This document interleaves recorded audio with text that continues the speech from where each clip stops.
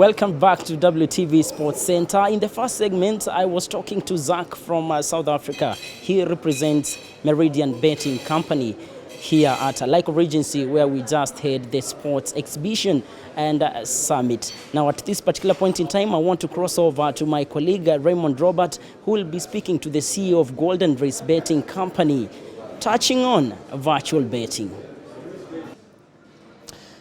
And welcome back to Lyco Regency in this betting exhibition. And you can see with me here is Martin from Golden Race Virtual Sports and Betting Solutions. Welcome, Martin. Yeah, welcome to our stand. Welcome to all of you.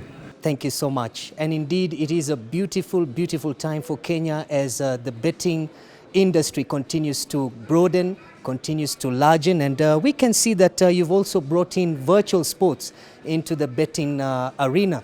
Can you tell us more about Golden Race Virtual Sports and Betting Solutions? For sure. Yes. It's my pleasure. Welcome. Golden Race was started in 2006 in Europe, in Malta, actually by me and my partner Thomas. We had an idea to go a different way for virtual sports, and we saw some difficulties from other companies in the past. We want to go a different way. We want to give the possibility for people to play virtual sports, but with the feeling of a real sports betting. How it comes is that we make a basic, and on this basic we go from the product, we do realistic odds. We have bookmakers in-house, they do the odds, they do the risk management, we do in-play bets, we change the odds based on the skills, what's going on the market. This was one of our ideas. The second idea is that we strongly believe in pre-recorded virtual sports because it's more realistic than 3D for me personally. So we did some games in-house, like you can see here, the motorbike race. We rented a racetrack in Spain, Ascari. We did the races with 6 professional drivers. We did our fight games. I think we will see it soon on the TVs. Pre-recorded fights. We took professional MMA fighters. We put them in a nice studio. We let them fight for 10 days. We took the cuts out of the fights. And based on this, we do a nice fight game. It's called Golden Fight. This is just some of our games like dog racing, horse racing, which also all the other companies have. Yeah, it's our business, virtual sports. Indeed, very impressive, Martin. And knowing that Kenya is riding right now on the success of physical betting, whereby we have live games on and we have potential bettors placing in their bets as the games are on. How does virtual betting present a challenge to physical betting, to the live betting? To be honest, I don't believe it's a real challenge. It's a different kind of product. It's a different kind of product type. Even the players might be not the same, you know. I can tell you that when we started in 2006 in Europe, it was a time when live betting becomes more and more popular. For sure, we lost some players when live betting came in the betting stores because before they had nothing to play. When the match goes on, they could smoke a cigarette, have a beer and watch the match, but nothing to play. When live betting comes, you had live betting and virtual sports starting the matches. So I don't see it as a real challenge. If I see the African market, where we are actually the massive market leader, we run around 80% on the market, with around, that I don't lie to you, more than 12,000 outlets in Africa, mostly in Nigeria, Uganda. We started now in Kenya. There is not a big challenge to live betting. It's more the challenge to understand the different cultures. For example, you go to Nigeria, everybody's playing the football league. They're crazy for that. You go to Uganda, they want to play single football matches. You go to Kenya, they are crazy for the dog races. A few hundred meters away, I have my biggest store in Kenya. They go crazy for my dog races. If you go to Ghana, they play a number game. So every country has its same extra culture and they play different virtual games. So this is more challenge for us than live betting. And so you are telling us that virtual betting has brought a go between, for example, the English Premier League. We know that the season has ended and presumably all the leagues in Europe have ended.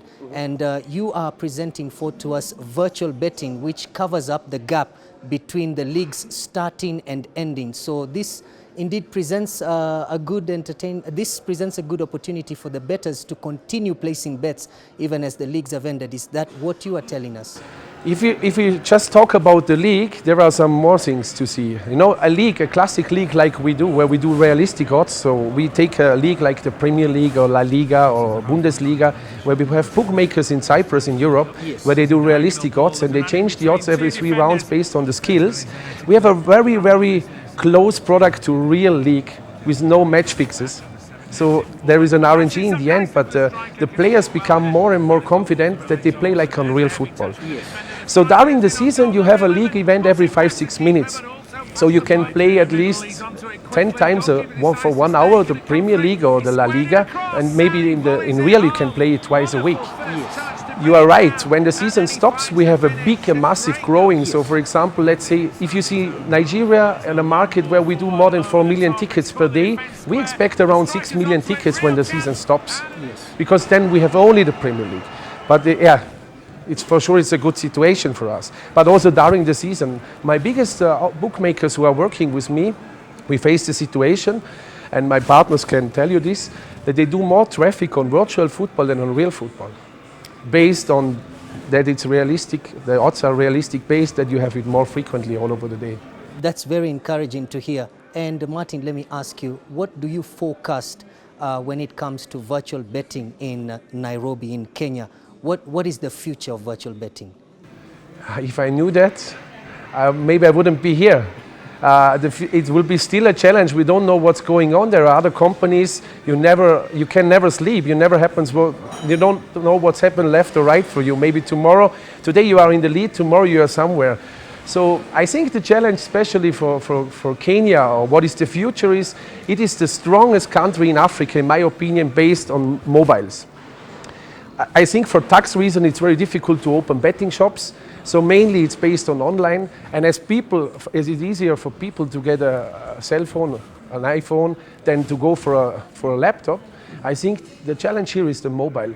You have to push a lot to get really nice mobile application with one target, leave it very simple, short and simple.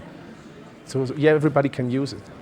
And speaking about this exhibition, whereby you as betting service providers have come to the Lyco Regency to present your products, could it be that it is owing to the success that is right now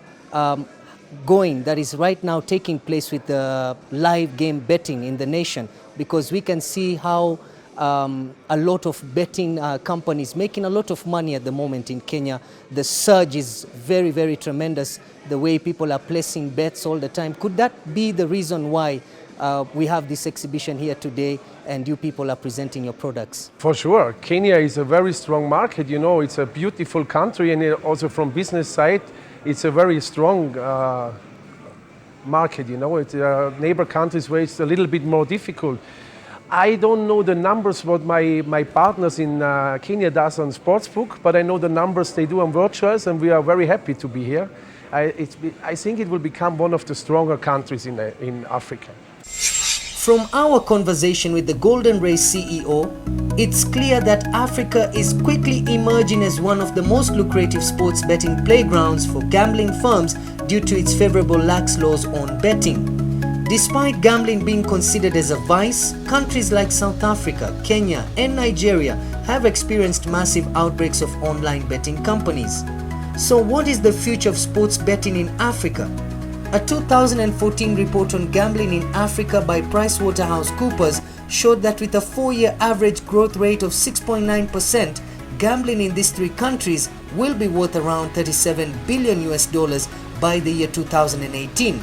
With the sports betting segment growing at 21.3% in South Africa alone, according to a 2013 figure in the report. As we end our coverage of Sports Betting Exhibition Summit, here are some take-home notes for you. If you must play, decide upon 3 things at the start: the rules of the game, the stakes, and the quitting time. Always remember that by the time a fool learns the game, the players have dispersed.